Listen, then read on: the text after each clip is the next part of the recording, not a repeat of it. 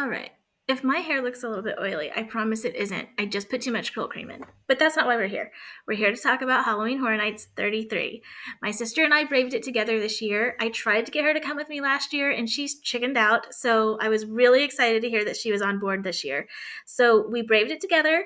We had so much fun. It was a blast. It was a night full of chills and thrills, all the Halloween vibes, and also a few vlogger fails. This was my first time trying to vlog at an event as well as with someone with me. I did not account for having to balance focusing on vlogging as well as all the anxiety that comes with Halloween Horror Nights. But we had a great time. Cannot wait to share the experience with you. And yeah, let's dive in. We kicked off the night with Stay and Scream, a perk that lets daytime guests of Universal Studios with a Halloween Horror Nights ticket for that evening stay in the park after park close. So you'll wait in designated holding areas inside the park before the event officially begins, and they'll let you in to get into lines a little bit earlier for the houses. You can get some snacks ahead of the crowds, and even explore some areas with like virtually no crowds, like Diagon Alley. We got to explore that while it was nearly empty, and there's just something magical and eerie about Diagon Alley with so few people. And of course, it did not take long for those Death Eaters to come out, which was just like chef's kiss for the evening.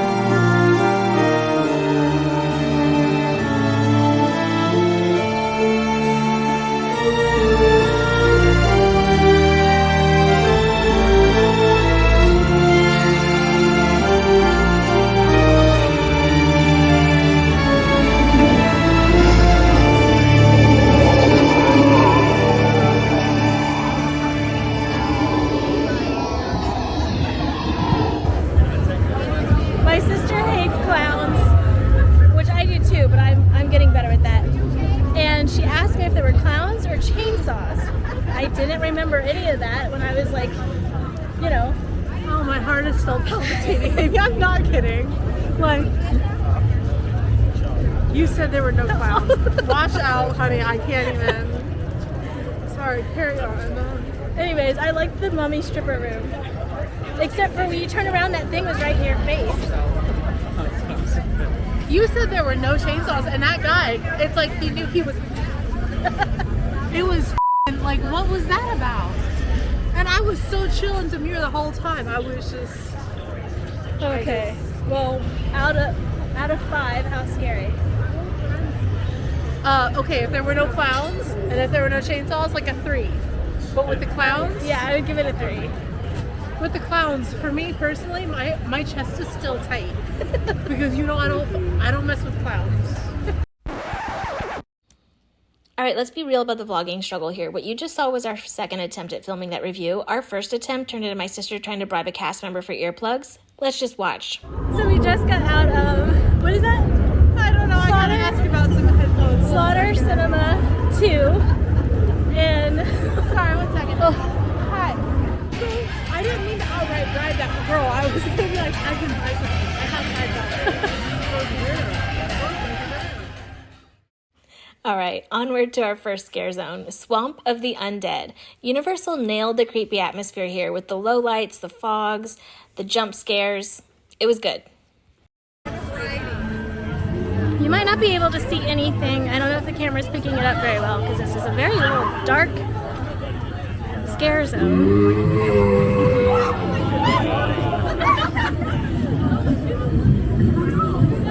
Oh, scared.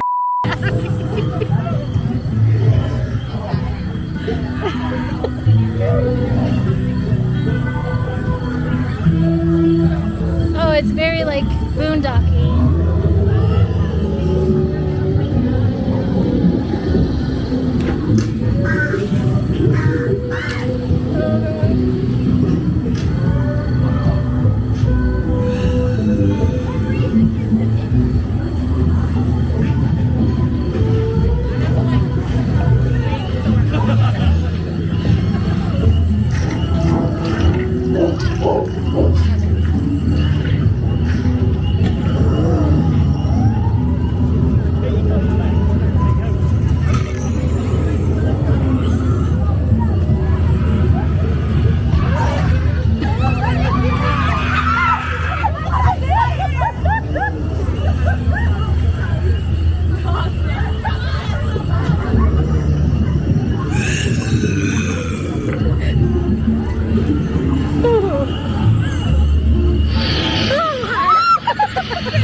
Okay, let's go.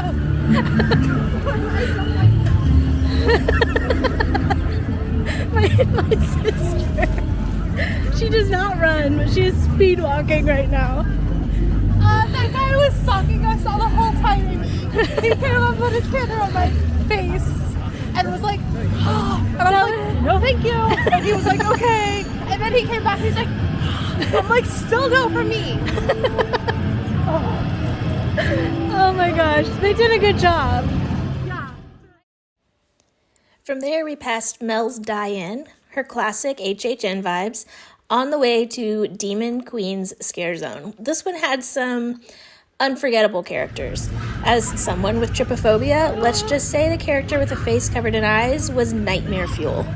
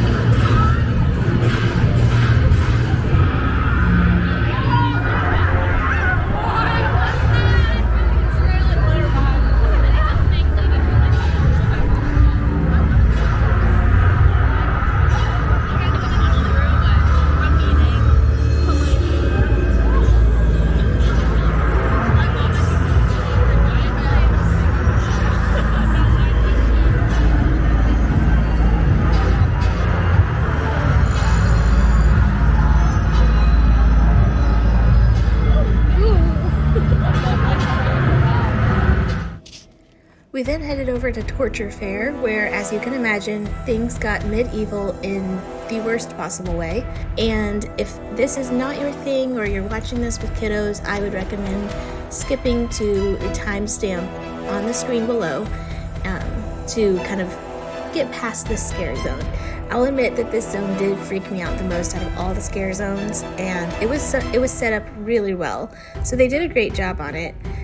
It was less about the jump scares and more about a horror fest meets Rennie Fair on display. I have muted the audio in the footage just due to, some sound effects that could be distressing to some, so I have muted that.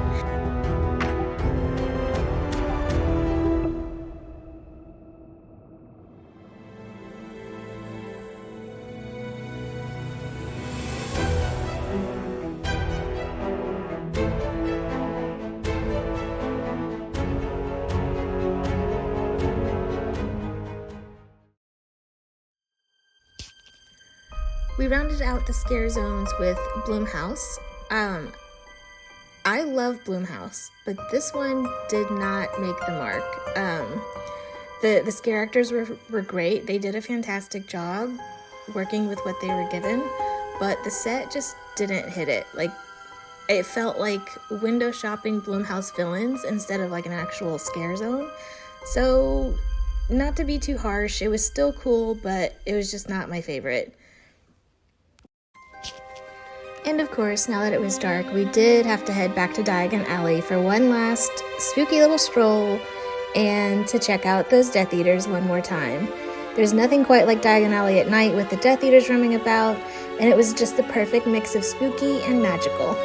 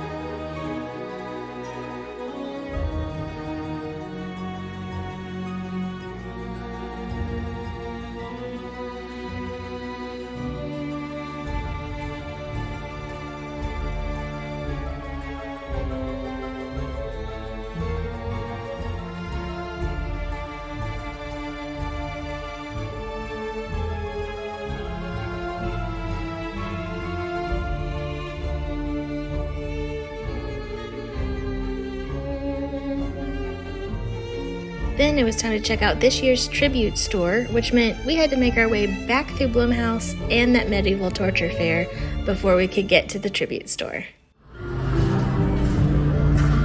Also, if you pay me to try to find my way out of this park right now, I could not tell you where I'm going, what I'm doing, or why I'm doing it. Mommy is up here, so you would just go left and you'd be able to find your way out. Okay, I'll see you when I'm on the side. Sarah!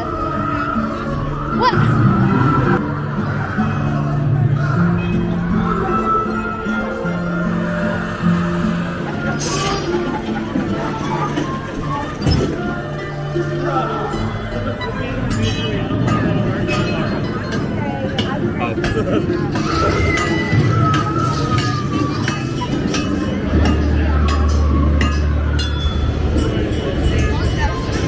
It's not scary.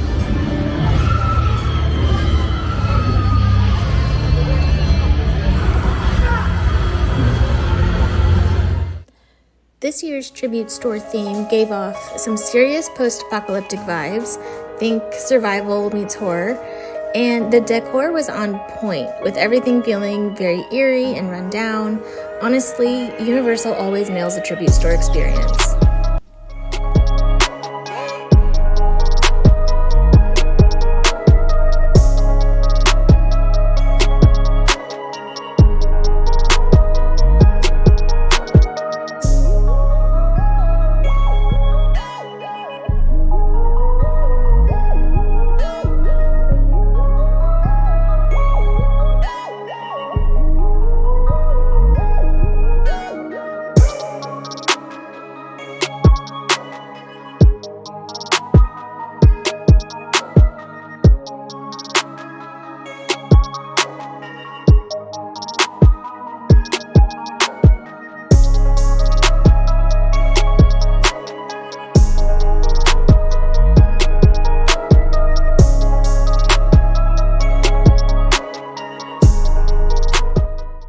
And of course, dodging all that evil really worked up an appetite, so we headed to the Insidious the Further themed food booth. And I tried the Red Door pastry. It's their vegan option on the menu. And it was advertised as a potato and onion stuffed pastry, but I felt like it was kind of more, it had more flavor profiles than just potato and onion. It had kind of like a pot pie filling with peas and carrots. So yeah, I thought it was really good. I appreciated having the vegan option. And my sister tried eggs in the further, which was a jalapeno brioche egg in the hole with shakshuka and feta cheese. She loved that thing. She was tempted to get one to take back to the hotel, but we ended up not. But yes, she loved it. Okay, so you might be able to hear my dog Remy snoring in the background. But here's the rundown of the houses we've braved this year and our top 5. Mine were Insidious. I gave that one a 5 out of 5 and put it in the number 1 spot. It was just really, really good. I don't find the series super, super scary, but they did such a great job making you feel like very much on edge throughout the house that, yeah, you had to put that in the top spot. I think that pretty well aligns with pretty much everyone who's been at Halloween Horror Nights this year have said, like, that's the best house. Some have even said that's the scariest house that they've ever seen at Halloween Horror Nights. And then at number 2 for me was Slaughter Cinema. I gave it 3 out of 5 stars, even though I did put it in the number 2 spot, basically because of the mummy strippers. It was hilarious. And that was the actually one spot that really got me good. I was watching the mummy stripper and laughing, and then I turned and there was, I think it was like another clown, or there was like a mummy something right there in my face, and like I was not expecting that. So yeah, he or she, that scare actor, got me really, really good. So I put that in the number 2 spot for the fun factor and that one, just like that one moment there, the mummy strippers. And then at number 3, I put Eternal Bloodlines at number 3 with 4 out of 5 stars. They had an amazing set design, and of course I love the girl power. Overall, I don't think it's one I would ever redo. Like I didn't, and if I went back to Halloween Horror Nights, wouldn't probably do that house again. I didn't dislike it, but it was more just like the set design for me that I really enjoyed. Number 4 for me was Quiet Place with 4 out of 5. It was cool. It was fun to walk through, but for me, like the scare factor is thinking like if you're gonna make noise, something's gonna like come out and scare you or come out and get you, like in the movies. And with a house, like unless they just make it dead silent, that's not really gonna happen. So the scare factor just wasn't there for me. It was more just kind of like walking through and seeing things happen for me. But I did get 3 out of 5. They did a good job with it all. It just for me personally wasn't super scary. And then at number 5, I put Ghostbusters. That might be a hot take. That might be a contentious point of view, but I gave it a 3 out of 5. Great set design. I appreciated it was speaking to a specific fan base, and I think you have to probably be a diehard fan to like really, really want Ghostbusters or really like it. Yeah, it wasn't a bad house. It was really cool. There was a part where you're walking into a room that like everything was like freezing over, and so they did like a really good like the set design and the imagination behind that was really good. But again, it's not one that I would redo again or go visit again. But those were my top 5. I really had a great time. And my sister actually sent me a list of her top 5 in rankings. So I'll put that up here on the screen for you as well. But then she sent me a voice memo of like her final thoughts. So we're going to play that for you right now. Okay, so I think you know how I feel about all of the haunted houses at Halloween Horror Nights. The first one we went into, the one where the daughter of Frankenstein and then Dracula's offspring were all fighting each other, was scary, but it was scary in a way that it was like, okay, this is my ice bath. Okay, this is my ice bath to get ready for what's to come. The second house that we went into, which was the movie theater themed house, that I don't think our relationship will ever recover from, because I think you know the betrayal about the whole clown situation. And there's literally nothing more terrifying than what I experienced in that house. So nothing tops that. And I know objectively it wasn't that scary, but for me personally, it was my personal hell. When I think about like the big houses, like Ghostbusters was precious, but it wasn't really that terrifying. A Quiet Place, after I experienced the clowns, as we discussed, that was nothing compared to the clown situation in the drive-in theater. Okay, again, maybe a personal thing. Okay, other people probably thought it was like maybe really scary, but for me, it was like some aliens popping out, a girl like looking scared, staring at an alien. Like it was not that big of a deal. Insidious. Okay, so you know the trauma that we've experienced at the hands of that movie. The red curtain part like really freaked me out, but otherwise, it wasn't so scary. And the fact that the food was so delicious, like I can't get over red door pastry that was so good, and the shakshuka, girl, you know I can't say it. But the food was top tier. It was so delicious. So, you know, I think overall, in terms of scare factor, for me, it was the drive-in experience because it felt like it was lasting 8 years and it was so loud. And then I feel like Insidious, and honestly, I'd probably put The Quiet Place at last. It just like didn't really do that much for me. Actually, you know what? Ghostbusters is last. Okay, bye. For scare zones this year, I'd say my top pick was Torture Fair, not because I liked it, but because like medieval torture, like that stuff freaks me out.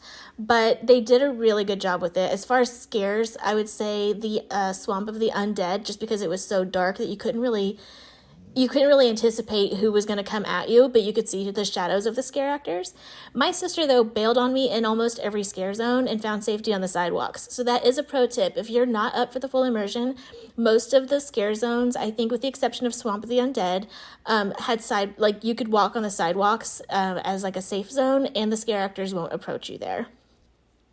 So in terms of ranking, I'd say Torture Fair at number 1, Swamp of the Undead at number 2, Demon Queens at number 3, Duality of Fear at 4, and Blumhouse at 5. Blumhouse was such a wash. It really just felt like we were window shopping for Blumhouse villains. I don't know why it was there. It felt like an afterthought, but the makeup, the masks, everything was good. It just like the concept of it just didn't do it for me.